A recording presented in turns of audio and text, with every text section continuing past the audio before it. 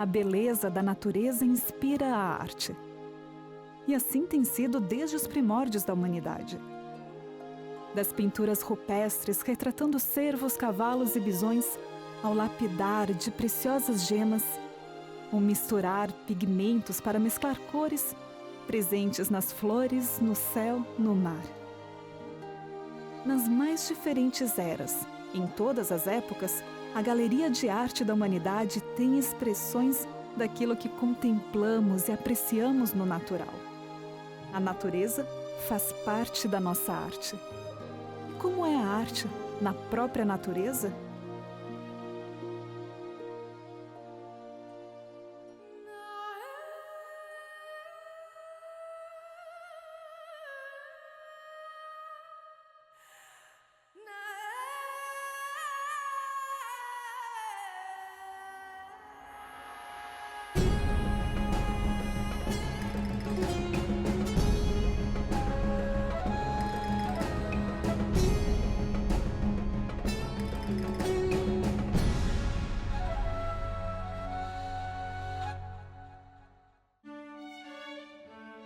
A arte é em geral compreendida como qualquer atividade ou produto realizado pelo ser humano com finalidade estética e comunicativa. A arte expressa ideias, emoções e visão de mundo utilizando recursos plásticos, linguísticos ou sonoros e assim compondo obras.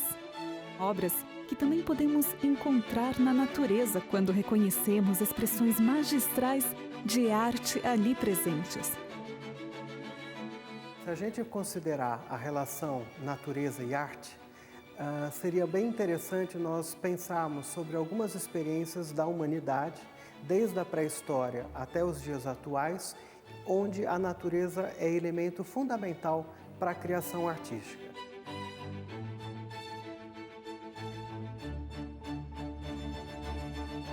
In the early Renaissance in Europe, one of the greatest artists that we know was Albrecht Dürer. And a famous painting of his depicts a rabbit. Many people have seen this.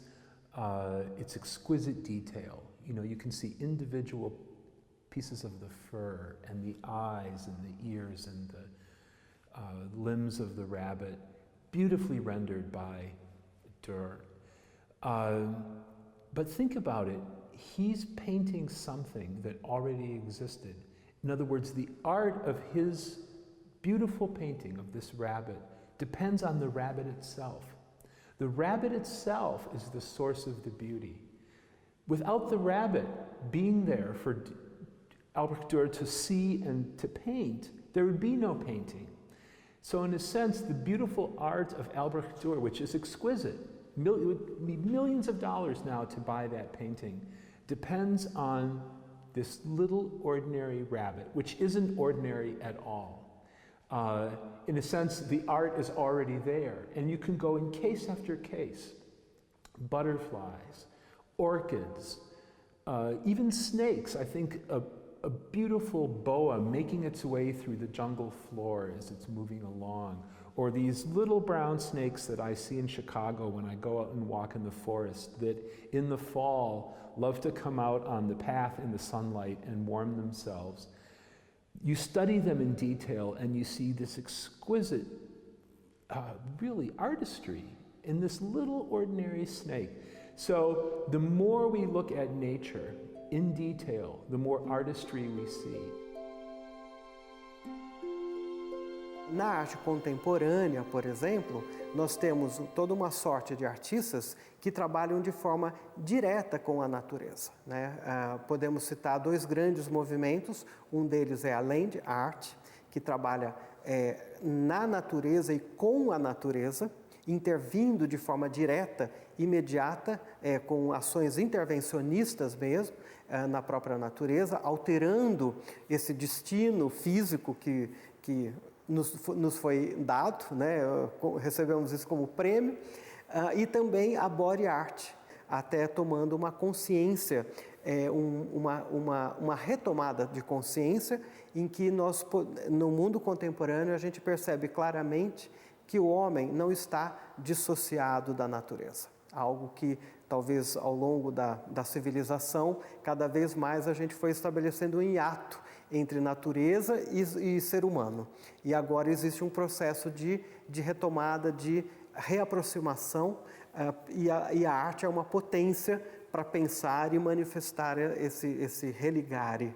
El ser humano sigue mirando al arte desde la naturaleza. Esa es la primera idea que es interesante, ¿no? Nosotros podemos hablar de movimientos artísticos más o menos modernos, evolucionados, abstractos, pero al final todavía sigue llenándonos un buen paisaje, un mar, una puesta de sol, el dibujo de los colores de un campo verde con flores. Sigue todavía. ¿Por qué? Porque nosotros, nuestra estética sigue volviendo a nuestros orígenes. Nosotros necesitamos esa imagen inicial que nos configura y nos da cierto consuelo y tranquilidad. A mí hay algunos elementos artísticos de la naturaleza que me resultan cuanto menos llamativos. A mí me gusta pintar.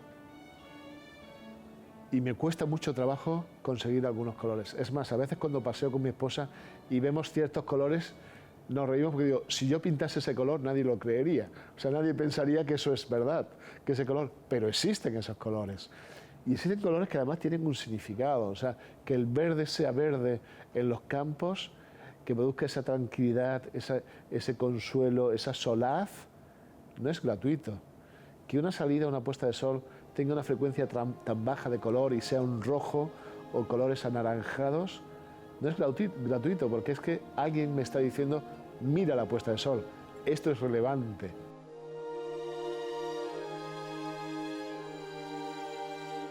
Quantas e quantas vezes nós olhamos para pôr de sol, amanhecer, luminosidades, nuvens e reconhecemos ali obras de arte. Então eu vejo a natureza como se eu estivesse vendo um quadro, o que na verdade deveria ser o inverso, né? Vemos quadros como se estivéssemos vendo a natureza. E nesse sentido aqui a gente vai ter um conjunto de cores quentes, né? No caso o amarelo, o laranja, o vermelho, que nos dá uma dimensão de calor, né?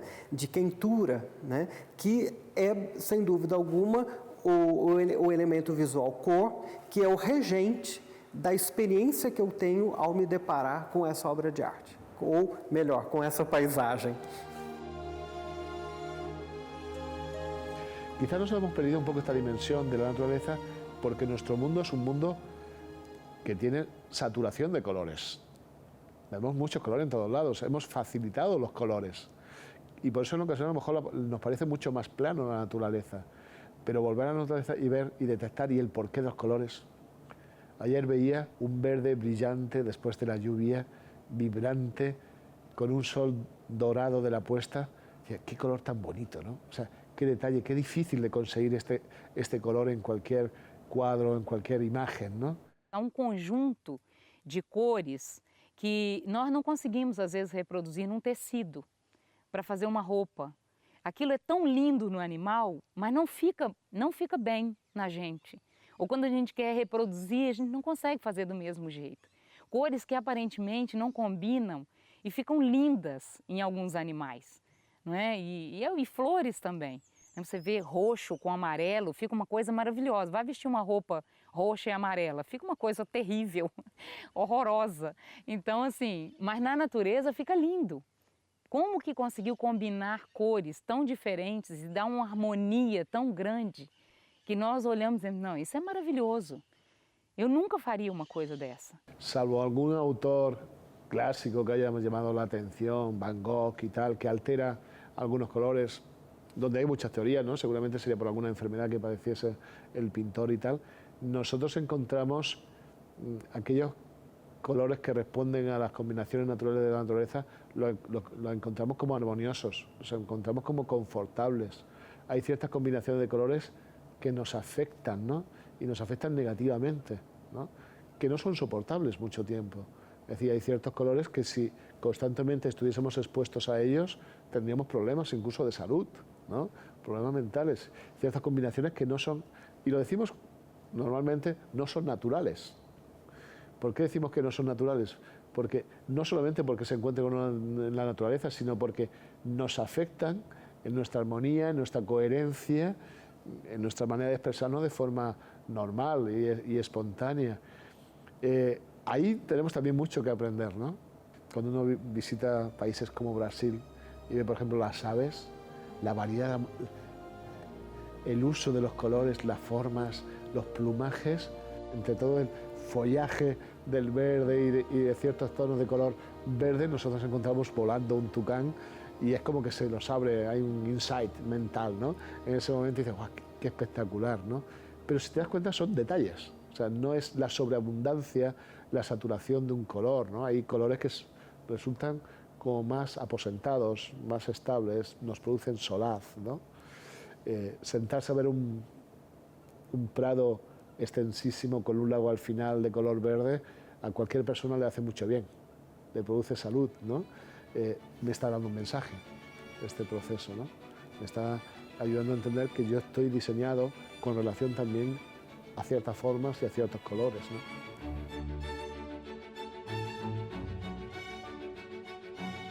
A natureza tem papel vital em nossa expressão criativa, inspirando a Sinfonia das 4 Estações de Vivaldi.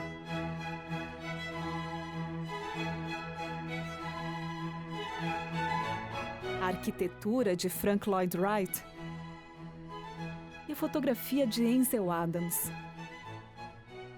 descortinando que a arte já estava ali antes mesmo de nós existirmos.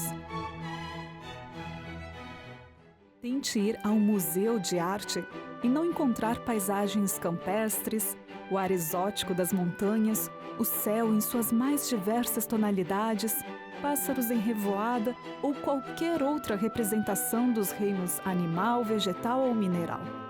As texturas, cores e formas do mundo natural surpreendem e inspiram. E já sabemos que o contato com a natureza estimula a própria criatividade e capacidade cognitiva. O artista enxerga a arte já ali presente. Henri Rousseau, pintor pós-impressionista francês, dizia: "Nada me faz mais feliz do que observar a natureza e pintar o que eu vejo." E o que seria de Monet sem as suas ninféias? Quando me perguntam como reconhecer uma obra de arte, eu gosto de usar um exemplo, um episódio proposto pelo Pablo Picasso, famoso artista cubista, um dos gênios da arte do século XX, e ele disse o seguinte: se você quiser saber se você está diante de uma obra de arte, pegue um espelho e vire esse espelho para o quadro. Espere 30 segundos. Quando você tirar o espelho, se esse espelho estiver embaçado, é porque a obra respira e, portanto, é uma obra de arte. É claro que é uma resposta um tanto quanto metafórica, um tanto quanto imaginária, tanto quanto um artista poderia responder, né? Mas, de qualquer modo, é interessante mesmo a gente perceber que, quando a gente está diante de uma obra de arte, a gente, de algum modo, né, mesmo que a gente não tenha a consciência disso, a gente consegue identificar o pulsar da obra de arte.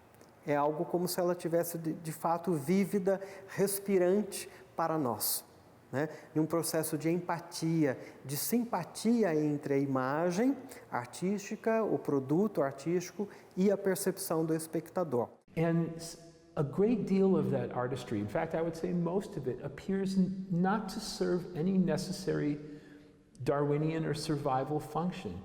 It's there for us to appreciate, I believe. Just the way that an artist puts something up, puts a painting up on the wall for you to appreciate. The detail that I saw in butterflies during a production of a film that I was in, it seemed to be there, as we say in English, it was gratuitous. There was no necessary survival role, at least that we could discern. It was there for the sake of sheer beauty. So I think there is a great deal, an overwhelming amount of artistry in nature, if we can perceive it. If we can get away from our iPods and our technological wall that we've built around ourselves and look at nature, there is incredible artistry there. A gente vê vários exemplos desses na vida. O pavão, por exemplo, é um deles. gente vê aquela cauda fantástica, aquele cocar todo decorado, e a gente vê, poxa, para que serve isso? Para ele ser mais rápido em correr, para ele ser mais ágil, para lutar melhor. Não é uma arma, é pura demonstração de uma arte. E estudos recentes mostraram com um número muito grande de fêmeas de pavão, que as fêmeas não dão o menor bola para tudo aquilo ali. Elas preferem, o estudo concluiu que elas preferem os pavões que cantam melhor. Em inglês é acoustic signaling, que sinalizam melhor com o seu canto. Então, para que serve tudo aquilo? É decoração pura. E a gente sabe que aquilo é um jogo de ótica, não é nem corante que está ali. Não são corantes e pigmentos, são regiões específicas no pavão, na sua cauda, seu cocar, né? Que em áreas específicas, delineadas por equações matemáticas complexas, o espaçamento das penugens foi finamente ajustado para que quando a luz batesse ali, ela sofresse um processo aproximadamente de difração e que ali a gente enxergasse uma cor específica, o amarelo, o azul, o verde. Você vai olhar atrás do pavão, você não vê as cores. Então é a natureza, é essa galeria de obra de artes. Me parece que talvez o grande fascínio do ser humano para a natureza é a luz. Desde a percepção do dia, a percepção da noite, a cristalinidade das águas, a incidência dos raios luminosos nas diferentes superfícies, né? O arco-íris, ou seja, tudo são fenômenos luminosos e que geram encanto e maravilhamento. E muitos desses encantos, desses maravilhamentos, são transportados pelo ser humano para as obras de arte. A natureza, ela se apresenta com alta complexidade, né? E grande diversidade de formas, cores, intensidades, texturas, materialidades, né?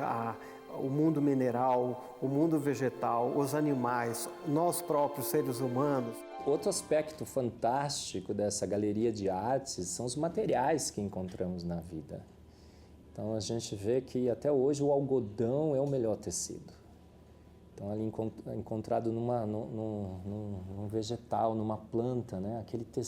Aquele material polimérico. Quando a gente faz uma roupa, a gente percebe que algodão é a melhor coisa. Então o homem tenta imitar. Ele faz tecidos sintéticos, tecidos com outras propriedades e tudo mais. A gente sempre vê que a arte da natureza é a mais perfeita, ela é superior à nossa própria capacidade de imitar. Então uma flor, por exemplo, né, a gente você põe a flor natural e a flor sintética, todo mundo percebe de longe, por mais que a gente tente imitar, que há uma beleza, há um charme, há uma perfeição, há um algo mais no produto natural que a gente nunca consegue obter com os produtos sintéticos. E se nós reparamos nas flores, né, as pétalas com cores lindas, com textura, algumas parecem que são assim como veludo, de tão... isso são pelos que elas têm, que fazem com que elas tenham essa textura assim, muito mais delicada. Né? E assim, pense, é uma coisa que vai durar tão pouco tempo. Para que investir tanto numa estrutura que às vezes dura algumas horas? Algumas flores duram mais tempo, dias, mas muitas flores duram horas. E para que investir numa estrutura tão delicada, tão linda, que gasta muito em termos de energia da planta, porque fazer cores são pigmentos, pigmentos gastam energia, né? E a textura diferente também gasta energia. Então há muita energia envolvida na reprodução sexuada das plantas. E fazer flores lindas que vão durar algumas horas. Né? Então isso não pode ter outro sentido que não nós termos essa observação, podermos desfrutar disso. Essa pequena planta que na infância a gente brinca de assoprar, ou que namorando a gente romantiza soprando para a namorada, aqui no caso, acolhendo gotículas de orvalho, geram uma estrutura de tal ordem que parece não ser da natureza. Essa imagem, essa planta aqui não pertence à natureza, ela é um fenômeno de linguagem, onde nós, seres humanos, percebemos a inventividade humana, o trato do material como obra de arte. Esse trabalho parece ser uma escultura concebida com bolhas de vidro, com caquinhos de vidro, né? Bem ao molde das janelas das igrejas góticas. Aquilo que inspira os dons artísticos de um ser humano, a maior, eu diria, inspiração, a maior motivação ele encontra na natureza. Eu diria que desde uma molécula, as partes menores da matéria que compõem a vida, elas têm realmente simetrias e uma beleza realmente que nos encanta. Então essa mistura, essa combinação de beleza em todos os níveis, desde o macroscópico, mesoscópico, que é a nossa, eu diria, ao nível da existência humana, aquilo que eu posso observar aqui por onde estou, até o mundo microscópico, eu vejo realmente coisas fascinantes que despertam a curiosidade e o desejo de conhecer. E isso também inspira no ser humano talvez o desejo de reproduzir as suas habilidades artísticas, né? É importante notar que artistas como Leonardo da Vinci ou até mesmo Michelangelo buscavam aprimorar com o conhecimento artístico, com o conhecimento matemático, geométrico, a própria percepção da natureza, né? E daí a grande presença de elementos naturais nas composições artísticas, principalmente pelo uso da assim chamada perspectiva artificial, que vai fingir que um quadro, que é por excelência um fenômeno bidimensional, plano, na verdade se mostra como uma janela ou como uma porta com profundidade, com tridimensão, da mesma forma como a gente percebe o mundo, né? Esse mundo chamado sensível. Então, uma relação entre o mundo sensível, oferecendo informações que serão reelaboradas artisticamente, criativamente pelos artistas, gerando uma segunda ordem natural, que seria a obra de arte. No one would walk into a gallery and see beautiful paintings on the wall and not be motivated to ask about the artist. We do this naturally. You see a beautiful piece of art, a piece of sculpture, a painting, and you admire the skill of the artist and their subtlety and their aesthetic sense, and you have a curiosity about that artist. I think the same is true, only at a much greater degree of subtlety and beauty and power with living things themselves, that they reveal the hand of an artist. They reveal, I guess you could say, some mind with humor and whimsy and tenderness. I mean, I love cats. I've had cats ever since I was a child. Watching a kitten discover its world, you want to laugh. I mean, look how popular cat videos are on YouTube. There's humor there. So I would say, whoever made kittens wanted us to laugh. I mean, there is humor and a sense almost of joy in watching these little balls of fur develop and discover their world. So it makes sense to say, whoever put this together, whatever cause it was a cause in some sense that understood that I, as the observer, would appreciate the beauty, would appreciate the subtlety, would appreciate the humor and whimsy, and all those other features that we see in living things. So you see a beautiful piece of art, you wonder about its maker. It's the natural thing to do. No delicado capricho e elegância de uma flor, nos perfumes que inspiram as mais caras fragrâncias, na mescla harmoniosa de cores que se traduz no requinte de um entardecer, no poá de uma joaninha que marcou a moda, Existe design, harmonia e beleza próprios de uma expressão artística. Isso nos leva a refletir: é o ser humano o criador da arte ou um descobridor da arte já existente no universo?